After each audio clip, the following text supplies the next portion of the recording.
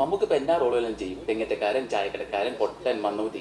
പക്ഷെ നമ്മുടെ ലാലേട്ടുണ്ടല്ലോ, വർമ്മ നായർ മേനോൻ, ഇത് വിട്ടൊരു കളിയില്ല. ഇതുപോലെ തന്നെയാണ് സാംസങ്ങും ആപ്പിളും തമ്മിലുള്ള വ്യത്യാസം. സാംസങ് ഇവിടെ എനിക്ക് തോന്നുന്നു മമ്മൂട്ടിയെ പോലെയാണെന്ന് വേണമെങ്കിൽ പറയേണ്ട ഒരു കാര്യം. ഏത് ഫോണും പുറത്തിറക്കും. ഏറ്റവും വില കുറഞ്ഞ ഫോൺ മുതൽ ഏറ്റവും വില കൂടി 2 ലക്ഷം രൂപ വരെയുള്ള ഫോൺ സാംസങ് പുറത്തിറക്കും. പക്ഷേ ആപ്പിൾ ടോപ്പ് ക്ലാസ് ഓൺലി എന്ന് പറഞ്ഞ പോലെയാണ്. ഇന്നത്തെ ഈ ഒരു വീഡിയോയിൽ നമ്മൾ ചെയ്യുന്നത് എന്താ വെച്ച് കഴിഞ്ഞാൽ, ഞാൻ ഇവിടെ കുറേ സാംസങ് പ്രോഡക്റ്റുകൾ ഉപയോഗിക്കുന്നുണ്ട്. നമ്മൾ സാധാരണ പറയുന്നത് ആപ്പിൾ ഇക്കോ സിസ്റ്റം എന്നാണ്. അതുപോലെ തന്നെ ഏകദേശം അതിന് പകരം വയ്ക്കാൻ പറ്റുന്ന ഒരു ഇക്കോ സിസ്റ്റം സാംസങ്ങിൻ്റെതായിട്ടുമുണ്ട്. 5-6 വർഷങ്ങളായിട്ട് ഒരു കുഴപ്പവും ഇല്ലാതെ കുറേ പ്രോഡക്റ്റുകൾ സാംസങ്ങിൻ്റെതായിട്ട് ഇവിടെ ഉപയോഗിക്കുന്നുണ്ട്. അപ്പോൾ ആദ്യം വാച്ചിൽ നിന്ന് തന്നെ തുടങ്ങാം. പലരും നമ്മുടെ വീഡിയോ കണ്ടിട്ട് ഞാൻ ഉപയോഗിക്കുന്ന സ്മാർട്ട് വാച്ച് ഏതെന്നൊക്കെ നമ്മുടെ വീഡിയോയുടെ താഴെ തന്നെ കമന്റ് ചെയ്യാറുണ്ട്. പല സ്മാർട്ട് വാച്ചുകൾ മാറുവരെയൊക്കെ ഉപയോഗിക്കാറുണ്ടെങ്കിലും ഞാൻ സാംസങ് ഫോണാണ് കയ്യിൽ ഉപയോഗിക്കുന്നതെങ്കിൽ അതിനോടൊപ്പം പെയർ ചെയ്ത് ഉപയോഗിക്കുന്നത് ഈ ഒരു വാച്ചാണ്. ഇത് സാംസങ്ങിന്റെ ഗാലക്സി വാച്ച് 7 എന്ന് പറയുന്ന വാച്ചാണ്. ഒരു രക്ഷയിൽ അടിപൊളി സാധനമാണ്. ഇത് വെറും ബ്ലൂടൂത്ത് വെർഷൻ അല്ല എന്നുള്ള ഓർക്കുന്നത്. ഇത് LT വേരിയന്റ് ആണ്. Watch 7 LT variant 44mm size. അപ്പോൾ ഇതിന്റെ ഒരു നേട്ടം എന്ന് പറയുന്നത് ഈ LT വേരിയന്റ് ആയതുകൊണ്ട് തന്നെയും നമുക്ക് ഇതിനകത്തേക്ക് ഫോൺ അടുത്തില്ലെങ്കിൽ പോലും കോൾ വരും. ഫോണിൽ കണക്ട് ആകണ്ട. സാധാരണ ബ്ലൂടൂത്ത് വേരിയന്റ് ആണെങ്കിൽ ഫോൺ കണക്ട് ആയെങ്കിൽ മാത്രമേ വാച്ചിലേക്ക് കോൾ വരും. ഇത് ഫോൺ അടുത്തില്ല. നമ്മളിപ്പോൾ വാക്കിങ്ങിനൊക്കെ പുറത്ത് പോവുകയാണെങ്കിൽ ഫോൺ വീട്ടിൽ വെച്ചിട്ട് പോകാം. ഇതിനകത്തേക്ക് നമുക്ക് വിളിക്കുന്ന സമയത്ത് കോൾ വരും. ഈ സിം സപ്പോർട്ട് ഉണ്ട്. നല്ല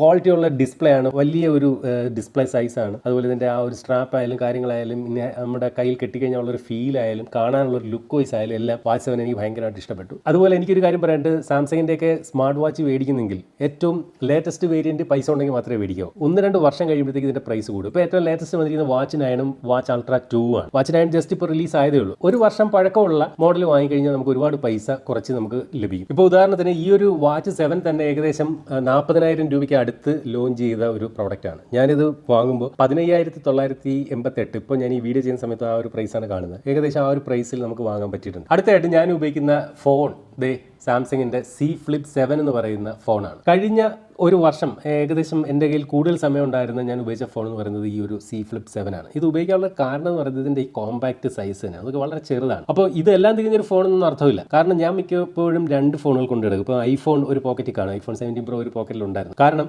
വീഡിയോഗ്രാഫി വെല്ലാൻ ഐഫോണിനെ വെല്ലാനായിട്ട് ഒരു ഫോൺ ഇന്നുവരെ വന്നിട്ടില്ലെന്ന് വിശ്വസിക്കുന്ന ഒരാളാണ്. അതുകൊണ്ട് തന്നെ എൻ്റെ മറ്റേ പോക്കറ്റിൽ എപ്പോഴും ഒരു ഐഫോൺ ഉണ്ടാകും. അപ്പോൾ ഈ 2 ഫോൺ കൊണ്ട് നടക്കുമ്പോൾ 2 ബൾക്കി ആയിട്ടുള്ള ഫോൺ കൊണ്ട് നടക്കണ്ടല്ലോ എന്ന് കരുതിയിട്ട് ഫോൺ കോളുകൾ വരാനായിട്ട് സിം കാർഡ് ഇട്ട് ഉപയോഗിക്കുന്നത് ഇതാണ്. കോൾ എടുത്ത് സംസാരിക്കാൻ ജസ്റ്റ് ഈ ഒരു ഫോൺ മതി. കോമ്പാക്ട് ആയിട്ടുള്ള ഈ ഒരു ഫോൺ. പിന്നെ ഇതിൻ്റെ ഒരു ഗുണം ഫോൾഡിംഗ് ആയതുകൊണ്ട് തന്നെ നമുക്ക് ഈ ബാക്ക് ക്യാമറ ഉപയോഗിച്ചിട്ട് നമുക്ക് കണ്ടുകൊണ്ട് തന്നെ സെൽഫി ഫോട്ടോയും വീഡിയോ ഒക്കെ എടുക്കാം. അത്യാവശ്യം ക്വാളിറ്റി ഉള്ള ക്യാമറകളാണ്. ഉദാഹരണത്തിന് ഇതിനകത്ത് 2 ക്യാമറയാണ്. ഇതിനകത്ത് ടെലിഫോട്ടോ ക്യാമറ ഇല്ല. ഇപ്പോൾ ഇറങ്ങിയിരിക്കുന്ന സാംസങ്ങിന്റെ പുതിയ ഫോം ഫാക്ടർ ആയിട്ടുള്ള Z Fold 8 പോലും 50 മെഗാ പിക്സൽ 2 ക്യാമറയാണ് അതിലും കൊടുത്തിരിക്കുന്നത്. അപ്പോൾ ഇത് ഇത്രയും കോമ്പാക്ട് ആയതുകൊണ്ടാണ് ഈ ഒരു ഫോൺ ഞാൻ കൂടുതൽ സമയം, എപ്പോഴും ഇത് ഉപയോഗിച്ചെന്ന് ഞാൻ പറയുന്നില്ല, കൂടുതൽ സമയം ഞാൻ ഉപയോഗിച്ചത്. ഇത് വാങ്ങുന്ന സമയത്ത് ഏകദേശം 1,30,000 ആ ഒരു പ്രൈസ് റേഞ്ച് ഒക്കെ ആയിരുന്നു. ഇപ്പോൾ ഞാൻ വില നോക്കുമ്പോൾ 1,10 നിലവിൽ ഇതിൻ്റെ ഒരു പ്രൈസ്. അതുപോലെ ഇതിപ്പോൾ ഞാൻ സെല് ചെയ്യാൻ നോക്കുമ്പോൾ അതിന് പറയുന്ന മാക്സിമം പ്രൈസ് എന്ന് പറയുന്നത് 40,000 രൂപയൊക്കെ മാത്രമാണ്. ഒരു കുഴപ്പവും വന്നില്ല. നോക്കി വളരെ ക്ലീൻ ആയിട്ടുള്ളൊരു ഫോണാണ്. ഞാൻ ഉപയോഗിച്ചിട്ട് ഈ പറഞ്ഞ പോലെ വലിയ വിഷയങ്ങളൊന്നും വന്നിട്ടില്ല. എന്നിട്ട് പോലും ഇത് 512GB വേരിയൻ്റ് ആണ്. എന്നിട്ട് പോലും 40,000 രൂപ വരെയൊക്കെ വില പറയുന്നുള്ളൂ. ഇതാണ് ഈ ഫ്ലിപ്പ് ഫോൾഡ് ഫോണുകളുടെ ഒരു പ്രശ്നം. റീസെയിൽ വാല്യൂ എന്ന് പറയുന്നത് വളരെ കുറവാണ്. അടുത്ത ഞാൻ ഉപയോഗിക്കുന്ന മറ്റൊരു സാംസങ് പ്രോഡക്റ്റ് എന്ന് പറയുന്നത് ഇവനാണ്. സാംസങ് റിംഗ് എന്ന് പറയുന്ന പ്രോഡക്റ്റ്. അപ്പോൾ ഇത് അടുത്തിടെ വാങ്ങിയതാണ്. ഇതിന്റെ പർപ്പസ് എന്തെന്ന് പറഞ്ഞു കഴിഞ്ഞാൽ, സാധാരണ ഇതുപോലെ സ്മാർട്ട് വാച്ച് നമ്മളുടെ ഹെൽത്ത് ഡേറ്റ മോണിറ്റർ ചെയ്യും. പക്ഷേ നമ്മൾ സ്ലീപ്പൊക്കെ മോണിറ്റർ ചെയ്യുമ്പോൾ രാത്രി കയ്യിൽ കെട്ടിക്കൊണ്ട് കിടക്കണം ഇത്തരം വലിയ സ്മാർട്ട് വാച്ചുകൾ. പക്ഷേ ഇത് ഉണ്ടാക്കുന്ന ഒരു ഡിസ്ട്രാക്ഷൻ ഉണ്ടല്ലോ. അല്ലെങ്കിൽ നമ്മളിപ്പോൾ എന്തെങ്കിലും പകൽ സമയം ജോലി ചെയ്തുകൊണ്ടിരിക്കുകയാണ്, നോട്ടിഫിക്കേഷനൊക്കെ ഇതിലേക്ക് വരും. അപ്പോൾ അത് നൽകുന്ന ഒരു ഡിസ്ട്രാക്ഷൻ ഉണ്ട്. അത് ഒഴിവാക്കാനായിട്ട് നമുക്ക് ഈ ഒരു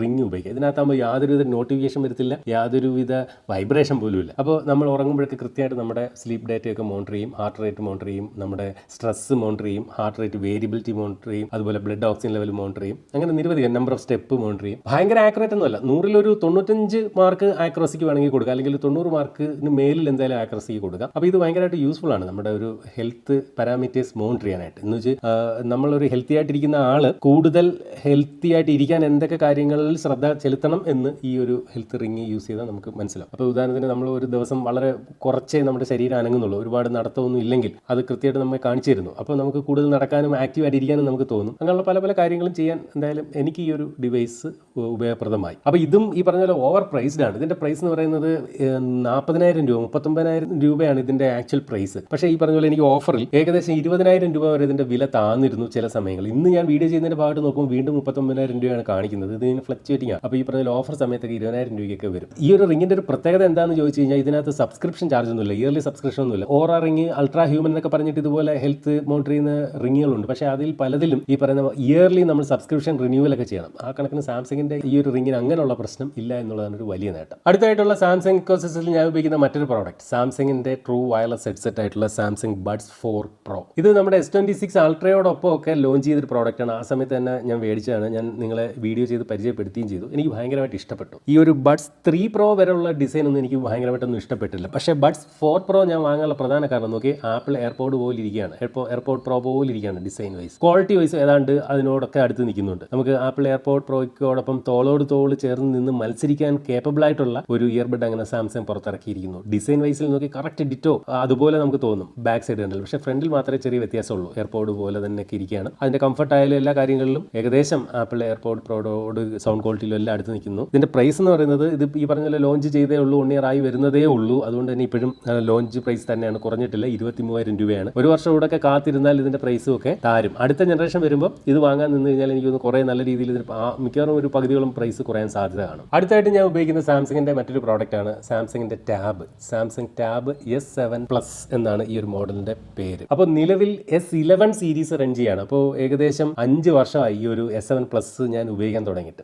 ഞാൻ ഇപ്പോഴും യൂട്യൂബ് വീഡിയോകളിലേക്ക് സ്ക്രിപ്റ്റ് ഒക്കെ എഴുതുന്നത് കൂടുതലും ഇതിനകത്താണ്. ഈ ഒരു S Penന്റെ സപ്പോർട്ടും ഒക്കെ കൊടുത്തിട്ടുണ്ട്. അതുകൊണ്ട് തന്നെ ഇത് ഉപയോഗിച്ചുകൊണ്ട് അടിപൊളിയായിട്ട് ഇതിനകത്ത് നോട്ടൊക്കെ എഴുതാനൊക്കെ അടിപൊളിയാണ്. മാത്രമല്ല സാംസങ്ങിന്റെ ഏത് പ്രോഡക്റ്റ് എടുത്താലും അവരുടെ ഡിസ്പ്ലേ എന്ന് പറയുന്നത് ഒരു രക്ഷയില്ല. മാറിയ ഡിസ്പ്ലേ ആണ്. ഡിസ്പ്ലേക്കാണ് അവർക്ക് ഏറ്റവും ടോപ്പ് മാർക്ക് കൊടുക്കുന്നത്. അതുകൊണ്ടാണല്ലോ ഐഫോണിന് പോലും ഈ ഡിസ്പ്ലേ നിർമ്മിച്ചു കൊടുക്കുന്നത് സാംസങ് ആണെന്ന് കേട്ടിട്ടുണ്ട്. എന്തായാലും ഇതിൻ്റെയും ഡിസ്പ്ലേ ഒരു രക്ഷയില്ല. 5 വർഷമായിട്ട് ഉപയോഗിക്കുന്നു. ഓക്കെ, വലിയ വിഷയങ്ങളൊന്നും ഇതുവരെ ഈ ഒരു പ്രോഡക്റ്റിന്റെ ഭാഗത്ത് നിന്ന് വന്നിട്ടില്ല. പക്ഷേ എൻ്റെ ഭാഗത്ത് നിന്ന് ഈ പ്രോഡക്റ്റിൽ ചില പ്രശ്നങ്ങൾ വരുത്തിയിട്ടുണ്ട്. അതായത് ഇതിൻ്റെ ഡിസ്പ്ലേ ഞാൻ ഉപയോഗിച്ചുകൊണ്ടിരുന്നപ്പം കട്ടിലെല്ലാം കണ്ട് കിടന്നതാണ്. അറിയാതെ അതിൻ്റെ പുറത്ത് കയറിയിരിക്കുകയൊക്കെ ചെയ്ത് പൊട്ടിപ്പോയിരിക്കുക. അങ്ങനെ പിന്നെ സാംസങ്ങിൻ്റെ സർവീസ് സെൻറ്ററിൽ തന്നെ കൊടുത്ത് നല്ല പൈസയായി. ഇതിൻ്റെ പ്രോഡക്റ്റിൻ്റെ ഈ സാംസങ്ങിൻ്റെയൊക്കെ പ്രോഡക്റ്റിന് എന്തെങ്കിലും ഒരു പ്രശ്നം വന്നിട്ട് കഴിഞ്ഞാൽ അത് മെയിൻ്റനൻസ് കോസ്റ്റ് ഭയങ്കരമാണ്. അപ്പോൾ ഇതിൻ്റെ ഡിസ്പ്ലേ അങ്ങനെ ഞാൻ മാറിയിട്ടു, ഒറിജിനൽ സാംസങ് ഡിസ്പ്ലേ ഇട്ടു. ഓക്കെ, അതുകൊണ്ട് ആ ക്വാളിറ്റി ഒരു രക്ഷയില്ല ഡിസ്പ്ലേ. വേറെ പ്രോഡക്റ്റിൻ്റെ ഭാഗത്തു നിന്ന് ഒരു പ്രശ്നവും ഇതുവരെ വന്നിട്ടില്ല. ഈ പറഞ്ഞ പോലെ 5 വർഷമായിട്ട് ഇത് യൂസ് ചെയ്യുന്നുണ്ട്. അടുത്ത ഐറ്റം ഇത് ആണ് ഞാൻ ഉപയോഗിക്കുന്ന ലാപ്ടോപ്പുകളിൽ ഒന്ന്, സാംസങ്ങിന്റെ സാംസങ് ഗാലക്സി ബുക്ക് 2 360 എന്ന് പറയുന്ന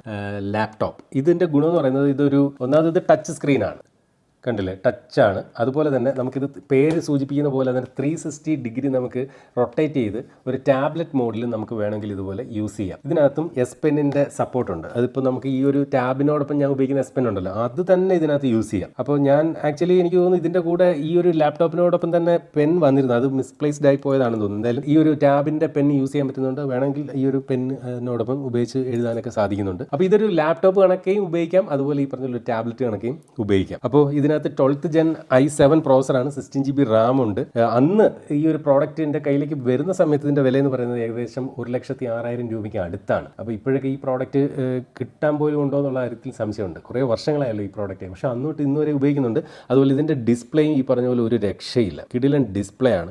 അതുപോലെ സൗണ്ട് ക്വാളിറ്റി ആയാലും മൂവി വാച്ചിങ്ങിനൊക്കെ അടിപൊളിയാണ്. OLED ഡിസ്പ്ലേ ആണ് കൊടുത്തിരിക്കുന്നത്, കിടിലൻ ഡിസ്പ്ലേ. അതുപോലെ കോമ്പാക്ട് സൈസാണ്. ലാപ്ടോപ്പൊക്കെ എന്ന് പറഞ്ഞാൽ ഈ ഒരു സൈസേ ആകാവുന്നതാണ് എൻ്റെ ഒരു അഭിപ്രായം. അടുത്തത് നമ്മൾ ഇവിടെ ഉപയോഗിക്കുന്ന ടി വി ആണ്. നോക്കിയാൽ സാംസങ്ങിന്റെ നിയോ QLED ടി വി ആണ്, 4K ടി വി ആണിത്. ഈ ടി വി വന്നിട്ടും ഏകദേശം എനിക്ക് തോന്നുന്നു ഒരു 3 വർഷത്തോളമായി ഉപയോഗിക്കുന്നു. യാതൊരു കുഴപ്പം ഇതുവരെ വന്നിട്ടില്ല. 55 ഇഞ്ച് ടി വി ആണ്. QN85C എന്നാണ് ഈ ഒരു ടി വിയുടെ മോഡൽ. ഞാൻ ഇന്നിപ്പോൾ ഈ വീഡിയോ ചെയ്യുന്നതിന്റെ ഭാഗമായിട്ട് ഓൺലൈനിലേക്ക് ജസ്റ്റ് നോക്കി, ഓൺലൈനിൽ ഇപ്പോൾ ഇത് കാണുന്നില്ല. അപ്പോൾ അന്ന് ഇതിന്റെ വില എന്ന് പറയുന്നത് ഏകദേശം 1,60,000 രൂപയായിരുന്നു ഞാൻ ഇത് ലോഞ്ച് ചെയ്യുന്ന സമയത്ത്, ഇതിന്റെ വീഡിയോ ചെയ്യുന്ന സമയത്ത്. പക്ഷേ ഇപ്പോൾ വേറെ ഈ പർട്ടിക്കുലർ മോഡലല്ല, QLED ടി വി സാംസങ്ങിന്റെ തന്നെ വേറെ നോക്കുമ്പോൾ ഇപ്പോൾ 80,000 ഒക്കെ പ്രൈസ് ഉണ്ട്. പക്ഷേ പക്ഷേ ഇതിന്റെ അത്രയും ക്വാളിറ്റി ഉണ്ടാവണമെന്ന് എനിക്ക് ഡൗട്ടുണ്ട്. ഇത് അതുകൊണ്ടാണല്ലോ അത്രയും പ്രൈസ് ഇത് ലോഞ്ച് ചെയ്തപ്പോൾ വന്നത്. ഇത് ഈ പറഞ്ഞ പോലെ ഏകദേശം 3 വർഷക്കാലമായിട്ട് ഉപയോഗിക്കുന്നുണ്ട്. ഇന്ന് വരെ വലിയ കുഴപ്പങ്ങളൊന്നും ഇല്ലാതെ പോകുന്നുണ്ട്. പിക്ചർ ക്വാളിറ്റി വേറെ ലെവൽ. ഈ പറഞ്ഞ ഡിസ്പ്ലേ ക്വാളിറ്റി സാംസങ് നമ്പർ 1 എന്ന് തന്നെ വേണമെങ്കിൽ പറയേണ്ടി വരും. അതുപോലെ തന്നെ ഉപയോഗിക്കുന്ന അടുത്ത പ്രോഡക്റ്റ് എന്ന് പറയുന്നത് ഇത് ഈ കാണുന്ന സൗണ്ട് ബാർ ആണ്. Q series sound bar Q990C എന്നാണ്